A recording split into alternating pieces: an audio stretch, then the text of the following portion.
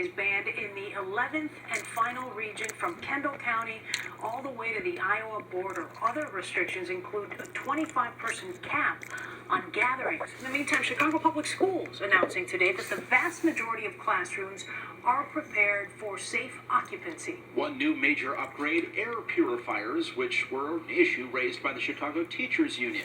WGN's Brona Tumulty joins us now from school board headquarters in a loop with more.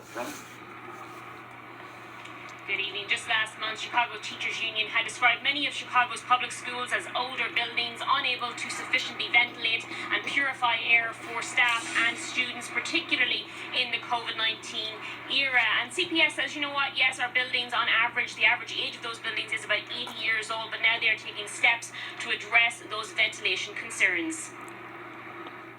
Out of an abundance of caution, we have invested $8.5 million to provide every classroom with a HEPA air purifier that will remove 99.99% of ultrafine particles, including...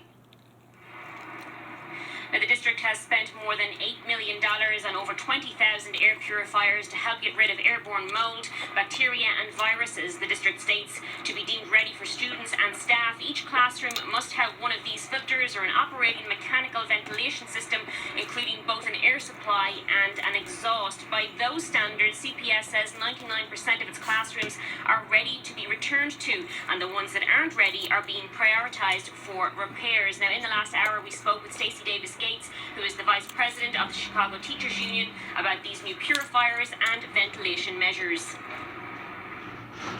Quite frankly, we find it a little tough to believe that every single classroom and every single building is up to code. What we understand is that this requires windows to be open in our classrooms.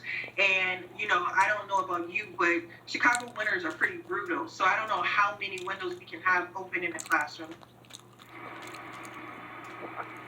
Now, CPS also had independent industrial hygienists come in and produce an indoor air quality report. We'll tell you more about that later this evening. Live outside CPS, Brona Tumulty, WGN News.